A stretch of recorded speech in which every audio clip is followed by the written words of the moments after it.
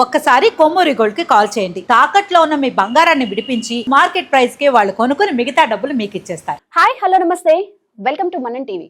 మాజీ మంత్రి కొడాలి నానిపై నిన్న లుకౌట్ నోటీసులు మంజూరు చేయడం జరిగింది. దీనిపైన మరిన్ని అప్డేట్స్ తెలుసుకుందాం. ఇప్పుడు మనతో ఉన్నారు ప్రముఖ పొలిటికల్ అనలిస్ట్ డివి శ్రీనివాస్ గారు. నమస్తే సార్. నమస్తే సార్, మాజీ మంత్రి కొడాలి నాని ఆయన ఒక మాస్ లీడర్. అటువంటి వ్యక్తి ఇప్పుడు అమెరికా పారిపోతున్నాడు అనే వార్తలు వినిపిస్తున్నాయి. అతనిపై లుకౌట్ నోటీసులు కూడా మంజూరు చేశారు. అసలు అంతటి అవసరం ఏమొచ్చింది? అంటే లుకౌట్ నోటీసులు, పారిపోవటం, అండర్ గ్రౌండ్లో ఉండటం, అసలు ఇది ప్రజా జీవితంలోనే ఉన్నారా వీళ్ళు? వీళ్ళు అసలు ప్రతినిధుల ఒక మాజీ మంత్రిగా పనిచేసినాడికి లుకౌట్ నోటీస్ ఇవ్వడం, మాజీ ఎమ్మెల్యేలకు లుకౌట్ నోటీసులు ఇవ్వడం. ఇప్పుడు ఇతను ఒక్కడే కాదు, అసలు సంవత్సర కాలంగా కొంతమంది పరారీలో ఉన్నారు. ఇది ఆ పిన్నెల్లి బ్రదర్స్, మరి వెంకటరామరెడ్డి, రామకృష్ణారెడ్డి ఎప్పుడు ఈ పరారవటం ప్రారంభించారో కానీ ఇక అదే పరుగు. అందరూ ఒకళ్ళ తర్వాత ఒకళ్ళు పరారీ పరారీ పరారీ. అకాకాని గోవర్ధన్ రెడ్డి ఎక్కడున్నాడు? అతను మాజీ మంత్రి, 5 times ఎమ్మెల్యే, సర్వేపల్లి శాసనసభ్యుడు. అతను ఇవాళ అండర్ గ్రౌండ్లో ఉండటం, అసలు బెంగళూరులో దాక్కున్నాడని, లేకపోతే హైదరాబాద్లో దాక్కున్నాడని, ఎక్కడ ఆటోలో ఉన్నాడంట, ఆటో డ్రైవర్ దగ్గర ఫోన్ తీసుకుని ఫోన్ చేస్తున్నాడంట.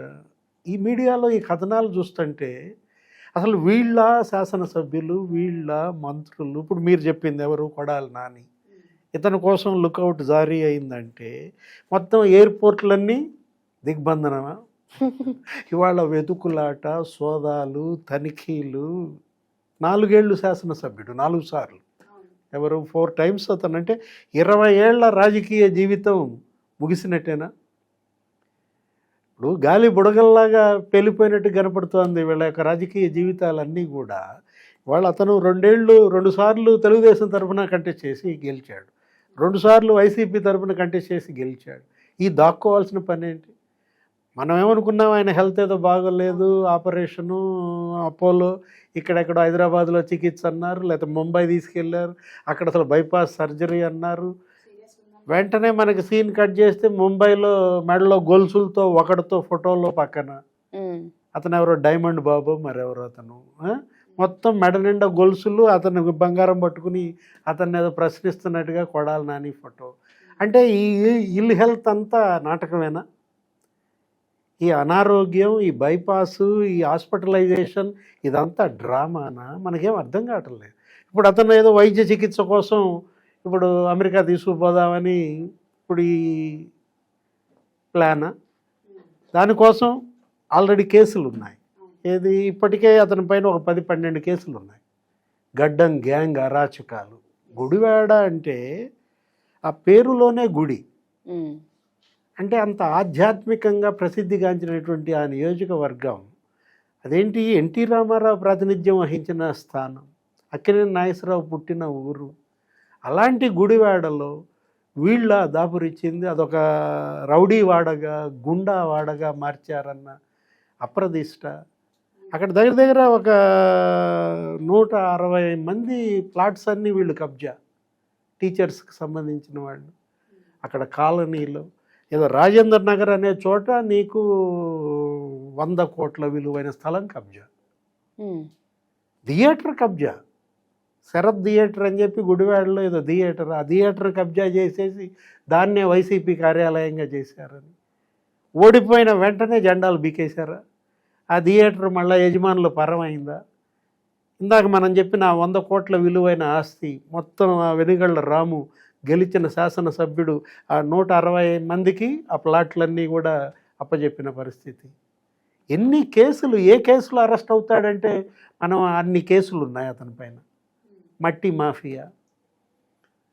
అరే అతనెవరు? గన్నవరం శేషునా? శేషు సినిమాలో రాజశేఖర్ ఫోటోను ఇతని ఫోటో పక్క పక్కన పెట్టి సోషల్ మీడియాలో అంటే ఇవాళ ఇతను గుడివాడ శేషు అవుతాడా? రేపొద్దున ఇక మళ్ళీ శేషు రాజశేఖర్ ఫోటోను కొడాలి నాని ఫోటో చూడాలా సోషల్ మీడియాలో? అంటే ఇప్పుడు అక్కడ అతను మట్టి మాఫియా. ఏది, గన్నవరంలో దగ్గర దగ్గర 100 టిప్పర్లు కొన్నాడంట. ఎవరు? వంశీ. ఈ మట్టి కొట్టడం కోసం 100 టిప్పర్లు కూడా. అసలు చెరువులు కబ్జా చేసేసి పోలవరం కుడి కాలువ కొట్టేసి గ్రావెల్ మాఫియా, మట్టి దగ్గర దగ్గర 24 లక్షల క్యూబిక్ మీటర్ల మట్టి గ్రావెల్ కొట్టేశారని, 6 లక్షల క్యూబిక్ మీటర్ల స్టోన్ కొట్టేశారని, 210 కోట్ల స్కామ్ అది. ఏది? గన్నవరంలో. ఇతను ఇక్కడ గుడివాడలో మట్టి మాఫియా, ఇతను ఒక 200 కోట్లు ఇతను కొల్లగొట్టాడని. అప్పుడు ఇతని పైన అసలు విజిలెన్స్ రిపోర్ట్ ఉంది, విజిలెన్స్ నిర్ధారించింది ఎవరెవరి పేరు మీద జగనన్న ఇళ్ల కాలనీలు మెరకేటే ఆ స్కీమ్లో దళిత యువకులు 16 మంది అకౌంట్లలో డబ్బులు జమ. అతను ఎవరో మందా చటర్జీ అంట, 1,25,00,000 ఒకరోజు, 1,25,00,000 మరుసటి రోజు, పొద్దునేయటం సాయంత్రం ఖాళీ ఆ ఖాతా. ఎక్కడ పోయాయి ఆ డబ్బంతా?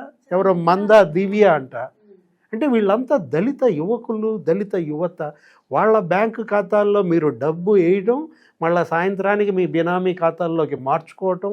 వాళ్ళకి ఐటీ నోటీసులు వచ్చినాయి, వాళ్ళు లబలబ 16 మంది వచ్చి, ఏమంటే మీరు అకౌంట్స్లో, మా అకౌంట్స్లో మీరు డబ్బు వేయటం, మీరు తీసేసుకోవటం, దానికి ట్యాక్స్ కట్టమని మాకు నోటీసులు వచ్చాయంటే డెత్ సర్టిఫికేట్ ఇప్పిస్తా అన్నాడంట.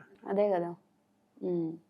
ఇప్పుడు ఈ బైపాస్ సర్జరీ చేయించుకునే పరిస్థితి అంటే ఇవాళ వీళ్ళకి జాలి, సానుభూతి కూడా ప్రజల్లో రాకపోవడానికి కారణం అదే అనమాట. అరే క్యాసినోనా, పేకాటల్లా, గుడివాడ నియోజకవర్గం మొత్తం పేకాట డెన్గా మార్చాడని. చీకోటి ప్రవీణ్కి నీకు ఏంటి సంబంధం? అంటే గుడివాడలో క్యాసినో పెడతావా? అంటే ఎంత బరితెగింపు! ఇవాళ దాని ఫలితమే ఈ లుకౌట్లో ఇవాళ పారిపోయే పరిస్థితి వచ్చిందంటే ఎందుకు? అసలు మీరు మనం అంటోంది అదే, ప్రజా జీవితానికే అనర్హులు వీళ్ళు. ఇలాంటి నేరగాళ్ళు, ఇలాంటి ఈ రౌడీలు, గుండాలు ప్రజా జీవితానికే అనర్హులు అన్నమాట. చీటీ చించేశారు. మనం చించటం కాదు, ప్రభుత్వం చించటం కాదు, జనమే వీళ్ళ చీటీ చించేశారు అన్నమాట. సరే, అయితే ఇప్పుడు కొడాలి నాని అరెస్ట్ జరిగే అవకాశం ఉందంటారా? అరెస్టు ఇవాళ అతనిపై పడిన కేసులు అలాంటివి. అరెస్ట్ చేయటం కాదు, అతను అరెస్ట్ చేయటం. కొడాలి నానిని అరెస్ట్ చేస్తారా అని కాదు అడగాల్సింది నువ్వు, కొడాలి నానిని అరెస్ట్ చేస్తే ఎప్పుడు బయటకు వస్తాడు అని అడగాలి. ఎందుకంటే ఇప్పుడు అరెస్ట్ అయిన వాళ్ళంతా ఎవరు అంత తేలిగ్గా బయటకు రావట్లా. వంశీ అరెస్ట్ అయ్యి ఇప్పుడు 3 నెలలు అవుతుంది, బయటకు వచ్చాడు. అంటే కేసు మీద కేసు పడుతుంది. అతనికి రిమాండ్ వచ్చేలోపు, అతనికి మరి విడుదల చేయమని ఆదేశాలు వచ్చేలోపు ఇంకో కేసు పడిపోతాను. అంటే పీటీ వారెంట్లు వరుసబడి పడుతున్నాయంటే బాధితులు అంత ఎక్కువగా ఉన్నారు. ఇప్పుడు వంశీని చూసి భయపడే కొడాలి నాని అమెరికా పారిపోదాం అనుకుంటున్నాడు. అంటే ఇవాళ ఎంత దూరం పారిపోతారు? ఎక్కడికని పారిపోతారు? పారిపోయినా ఇవాళ లాక్కొస్తున్నారు కదా. పారిపోయిన వాళ్ళందరినీ కూడా మనం చూసాం. కసిరెడ్డి రాజు దుబాయ్ వెళ్ళిపోయాడు, మళ్ళా అమెరికా పోదాం అనుకుని వచ్చాడు. ఏం చేశారు? ఎయిర్పోర్ట్లో పట్టుకున్నారు, తీసుకొచ్చి జైల్లో పెట్టారు. ఈ పారిపోవడం అనేది మనం ఎక్కడి నుంచి బిగినైంది? పిన్నెల్లి రామకృష్ణారెడ్డి, వెంకటరామరెడ్డి గారు ప్రారంభమైంది అనుకున్నాం. ఈ లుకౌట్లు ఎక్కడి నుంచి ప్రారంభమయ్యాయి?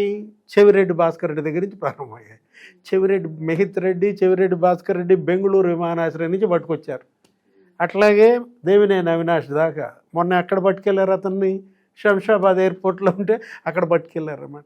అంటే వీళ్ళు మారు వేషాల్లో తప్పించుకుపోవాలన్నా ఇవాళ అక్కడ దిగ్బంధం, వాళ్ళ మొత్తం దిగ్బంధంలో ఇవాళ వైసీపీ అన్నమాట.